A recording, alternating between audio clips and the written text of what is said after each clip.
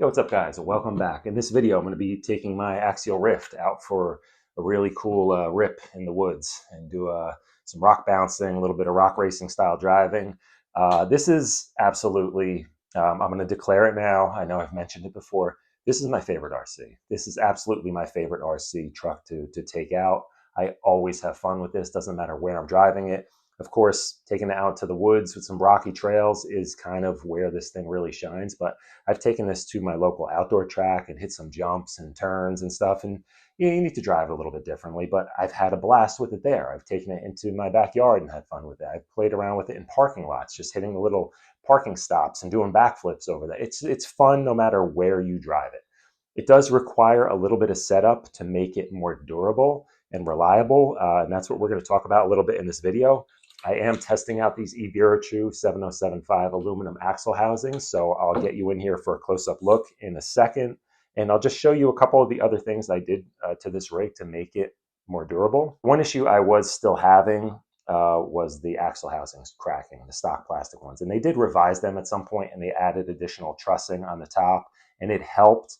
The other thing I would highly recommend, if you don't want to go this route, you want to just retain the stock housings, pick up some beef tubes or some other like imitation brand axle inserts. Go with like steel, brass, aluminum, whatever it is, it's going to help. Even if you crack the housing, that's going to hold your axle together. When I changed the front one out, I had like 3 cracks. It was cracked into 3 pieces, but it was still being held together by that axle insert. So at least do that, right? And let me get you in here and show you what I did to this, and I'll kind of give you what I think my mandatory mods are for this to get it to this point. Also, stay tuned. In the near future, I'm going to be doing a motor and ESC upgrade on this. This is still the stock motor and ESC, and I've been pretty happy with it. My one complaint is when you try to drive it kind of slow, like almost rock crawler-ish, it cogs like crazy. It just can't pull any type of low speed controllably. So I have a Hobbywing Axe R3, which is the big like 8 scale, borderline 6 scale. It's 4S to 6S capable. I'm not going to run on 6S. That's just too much. I'll continue running on 4S. What I like about it is the sensored system. It's going to give me that low end control. It's a 1700 kV motor, so it's going to have a little bit less RPM than the stock one. And it has a remote adjustable drag brake, which is going to come in really handy for doing any kind of like lower speed rock crawling kind of stuff, because I can really bump up the drag brake and have this thing not freewheel down hills and stuff. Let's just start out with some of the obvious things, and I'm not going to spend too much time there, I promise. I'm going to get right to the running video momentarily. You'll see I made a little Kydex kind of a roof panel here just to protect the chassis. The cage, I've had this thing crack if you land really hard on pointy rocks, so I just made this, kind of molded it in, mounted it with some little electrical like P-clamp style, like wire guides. Worked out great. It's been on there for a long time, and it really holds up well. Trail sway bar, you really got to run a good sway bar on this truck because it helps just kind of keep it straight and keep it from torque twisting like mad. When the more torque twist you get, the less control you're going to have. The trail works out great. Definitely need to do some aluminum trailing arms. These are D-Hawk Racing. You can check out E-Viratrue, makes some really nice ones too, but I've had these D-Hawks on here from like day one. Like I bought these like 3 years ago. They are beat to crap, and they've held up really well. I don't even know if these are still available. They were pretty cheap on eBay. Who knows, right? Stock shocks, stock springs, but I did, however, mount my rear shocks. I removed like that little dual shock mount up here, and I have them going right up onto the top of the cage here where that mount is. So this rear screw here, and what that does is it allows you still get full travel. I do kind of bottom out the fuel cell a little bit, but side to side you can get full travel, and it just allows the whole truck to sit lower, better stability. E-Viratrue beadlock wheels, these are really nice. They're super lightweight, and they're like a true clamping beadlock. They have a beadlock ring on the outside and the inside, so there's a crap ton of screws, but they really hold the tires on super secure, and they are very lightweight because there's no additional inside ring. These are the Proline Baja Pro X 2.2s. Nice big tire. They hook up awesome for this. They're not the strongest tire in the world. I've had to glue them in a few pieces. They can rip if you get caught up on rocks and stuff. I always run this on 4S. Like I said, stock system right now. Shift RC servo. Up front, you definitely need a really good servo on this truck and a metal servo horn. This is, I believe it's an axial servo horn just to get the clearance under there. You need a good servo saver. Some guys run like an LMT style. This is the Servo AF. This has been on here for, again, years, and it works great. It's super beefy, has just enough. It's just enough spring pressure in there where you still get really good steering, but it will soak up some of the hits. Of course, now let's get to the good part here. The E-Viratrue axles. Really nice. Of course, you know, beautifully machined, as always. They do have brass diff covers. Now, I think he was kind of, these are just the ones that he had sent me for testing. So I believe he does make these in aluminum. You can't use the stock ones. They won't fit. It does have a slightly different type of bearing carrier in there. And that's the other benefit of these, going to the aluminum with a nice brass cover. It's going to hold your whole diff, ring, pinion gear, the whole deal a lot more rigidly. So it's not going to flex around, a lot less chance of stripping anything out in there. So really nice parts here. And I'm also running the E-Viratrue metal rod ends here on all the links. That is one weak point on this truck as well. You see how these are curved? It's fine if they're aluminum and they're curved. The stock plastic ones with that curve, they'll break. So easy solution, run the straight plastic ones for the Ryft. You can look up, there's 2 different part numbers. Put the straight ones everywhere. You don't need the curved ones here. That will get you by, but you will still break those. I recommend whenever you run this truck, bring some extra rod ends with you, especially if it's cold weather. Chances are you're going to still snap some of those, the uppers back here and stuff, but these have held up great. So this is another good addition. However, you'll see toward the end of this video, I launched this thing off like a super high, like 8-foot ledge, 20 feet out, landed perfectly, didn't see a massive rock in front of this. Jumped further than I thought, couldn't really slow down in time, smacked the steering link directly into the rock and actually cracked the steering link. I was running the aluminum rod ends on here as well, cracked the steering link right where the threading begins. So you see I switched back to the plastic ones here just because this is such a vulnerable spot here. You can see how beat this one is. This one has been with me for quite a while, but I've had to straighten this thing multiple times. It's almost every time you drive this, you have to straighten this out. It's really in a bad spot. I really wish someone, maybe E-Viratrue, could design a nice behind the axle steering front axle for this thing. Would be ideal because all this stuff is super vulnerable to rock hits. But yeah, if you get the aluminum ones, I would say leave these plastic because if you hit them, I'd rather break the plastic and not break the steering link. So that's about it. You see up front here, I made, again, Kydex plastic. It's heat moldable. I made like kind of a rudimentary front axle skid plate under there. I think, you know, from the front it looks cool, and it really holds up well. Takes a beating. It kind of helps that axle kind of glide over the rocks a little bit easier too. The plastic is nice and slippery. So yeah, that's going to cover. Also limit straps. Limit straps are a very good idea. Not currently running any on the rear. I think I do need to revisit that and figure out what length I need. And yeah, the limit straps will just kind of protect you. If you take a hit this way, if this truck's flipping around, hits a tree or rock, whatever, hits this way, I've had it where it'll pop the rod end off of the shock. So these prevent that. So shim your diffs. There's videos out there on how to do it. I believe it's like some techno shim, I think it was. It's like a big outer shim. And you shim them pretty tight, and they actually work better that way, and I haven't had any issues. I am running these front and rear, you'll see, are still open, but barely. They're shimmed very tight, and I'm running silicone earplugs front and rear. I did have silicone earplugs in the center diff as well, but I recently had that thing finally gave out after years of running it. The gears were just spinning inside, so I think they were just kind of worn out. I had another diff lying around that had a locker in it, so I threw that in, and honestly, I like how this drives better with the center diff locked than with it even somewhat open. It just has more punch. It's a little more aggressive, the power, it's punchier, and I like it. I'm not going to lock the front or the rear just because I feel like this helps protect. It drives kind of like it's locked, but I think it kind of helps protect some of the drivetrain. If you're really on the power hard and one wheel locks up, it allows some of the power to diff out. just prevents things from breaking. So. All right, so enough of that. On to the running video. Show you guys how much fun this truck is. So these first few clips here, I'll say there's a bit of a learning curve to driving this truck. You got to be a little bit cautious with the throttle and with how aggressively you turn, because these big, tall, almost 6-inch tall, soft crawler tires really do kind of fold under a little bit, and they're bouncy. It's kind of like a springy tire, so it will kind of flip you over at times. It's not like a basher in terms of stability, but when you get used to it and you kind of get used to, how to steer it, how to apply the power, it starts getting better. You'll see later on in these running clips here that I'm able to land some really cool maneuvers, let's call it that.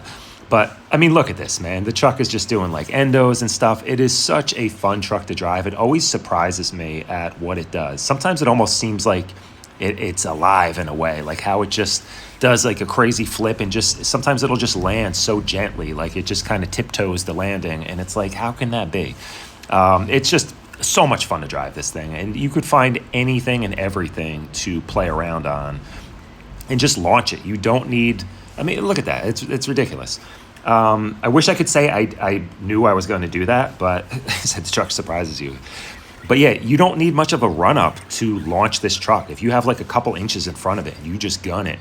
This thing is going to blast into the air, and we'll probably do a couple flips, maybe a few twists, maybe not. It'll land on its wheels most of the time, or a lot of times it will roll back onto its wheels. So it's really not annoying in that sense where you have to constantly go and flip it over. And again, I think this has a lot to do with the setup though. Mounting the shocks up higher onto the top of the cage really gets the center of gravity lower.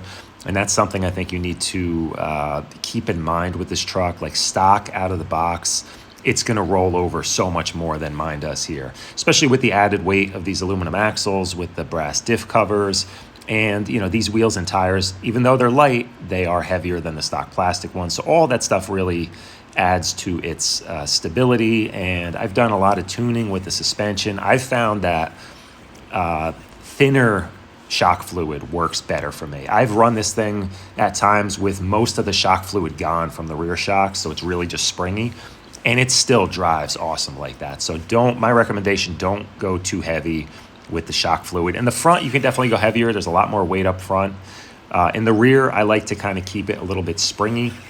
Kind of helps it, like, situations like that, like where you're trying to literally rock bounce it. The point of a rock bouncer, they're kind of bouncy. So if you want to get up obstacles, you kind of have to allow it to bounce a little bit. So, and it just makes it more exciting to drive like that, in my opinion. So a lot of it is just the setup. If your Ryft doesn't look like it works this well, just focus on the setup and do a couple changes like I mentioned, and you're really going to start having a lot more fun with it.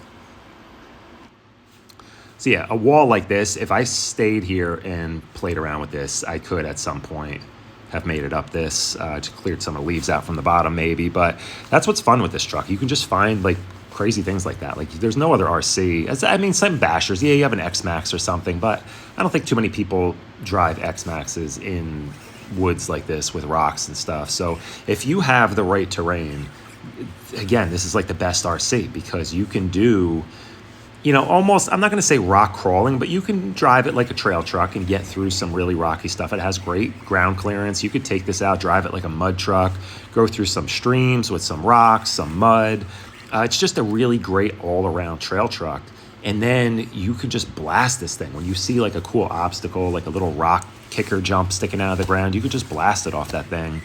Attack some big, gnarly hill climbs with speed. And you work at it for a little bit, and the truck is eventually going to make it up. You'll see here, kind of just had to try it a few times and just almost be a little more delicate. It wasn't going to really, bounce its way up here, but I thought I had made it up here at one point, but maybe I'm wrong. Okay, but that's one of those situations where if I had the motor I want to put into this thing is going to make it slow crawl a lot better. Right now, the power is so punchy on this thing, it's really hard to control down low. It either it either gives you too much power or the motor just cogs and won't really drive the truck forward. So that's why I want to switch over to a sensored combo like the XR3. It's going to just give it that much more control. It'll still be like crazy punchy if you want it to be. And then also having a drag brake. You have like a really good drag brake. That's so cool. You have a really good drag brake on this truck. When you get it up onto these like ledges, really rocky sections where you want the truck to not just roll away on you and off the side of a cliff or something, you really want a good drag brake. But you don't want a good drag brake all the time because it kills your battery faster, it adds a lot of heat to the motor and ESC, and it can damage parts. If you're revving this thing like crazy and it goes automatically into full brake, you're going to break things. So having that adjustability is really going to be awesome on this truck, and I cannot wait to get that motor installed. The next video you see, that was such a cool section right there. Literally transferred from one rock to the other and just launched off it. I mean, those are the things, like you look at something and you're like, all right, is this even possible? And then the truck just does it. Like here, that was a really technical line for most 10 scale crawlers. I've worked crawlers up that line like 10-15 minutes trying to get it. In this truck, you know, of course the size helps a lot. This is a big long wheelbase, wide track width with big almost 6-inch tall tires. It can get through a lot of stuff that a 10 scale crawler can't, but which is what also makes it fun as a trail truck. It's just the size of this thing is really good. You know, this is, if you're familiar with crawlers, the new Axial Ryft, which, you know, they're saying is an 8th scale crawler, and their thing is like, oh, you're going to need bigger lines. Well, it's the exact same size as the Ryft. It's within like a 1/4 inch in terms of the wheelbase and track width. So, you know, for all intents and purposes, this is not a 10 scale. This is I mean, maybe in terms of the real rock racers, I don't know. But in terms of RCs, this is way more of an 8th scale. And it just makes it a lot more capable. Like through sections like that, like look how big and chunky that hill climb is, and it's very steep. Nothing ever looks as steep as it is on video. This is a really difficult line to get up with. A regular trail truck is not gonna, you're gonna struggle going up this thing. I know, I've done it multiple times.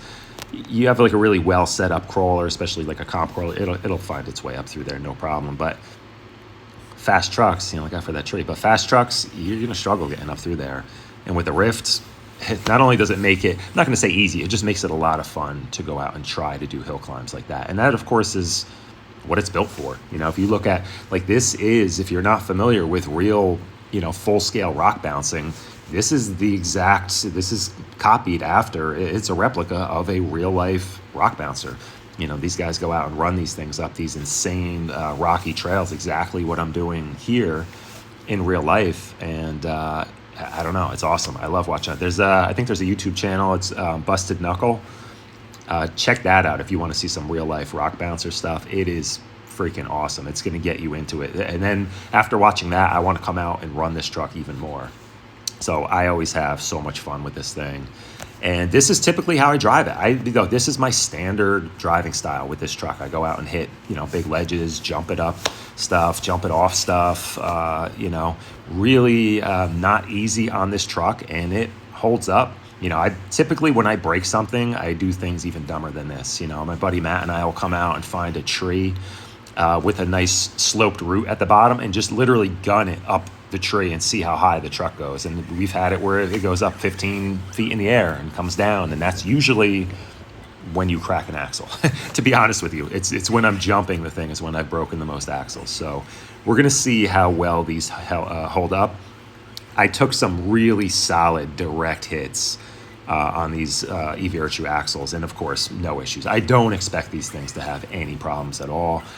My one fear is, like, where does that force go? If it doesn't crack the axle and I have aluminum rod ends and stainless, you know, links on it, stuff, where does that force go? Like, something at some point, you hit something hard enough, it's gonna break. And then, of course, the other factor is, the longer you drive, this is what ends up happening with all RCs. And let me know if this is the case with you too, if you have that, if you're able to control yourself.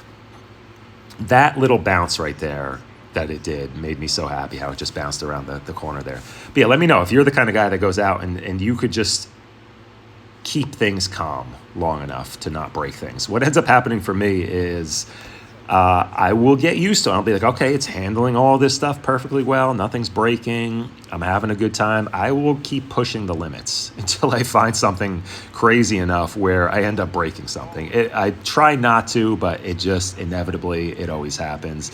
And that's the problem here, where it's like, all right, if I'm not breaking the axle housings anymore, okay, I guess I can push this truck even harder. And eventually something's going to break. You know, there is no such thing as a fully indestructible RC. But so speaking of pushing it too far, I'm about to come to the end of the running video here because, of course, you know, I saw the huge ledge that I wanted to jump off and I couldn't help myself. Ironically, the truck survives it perfectly well. You'll see right here. Lands perfect. Boom. Big ass rock right in the way after I landed. And you'll see what happened. Not good.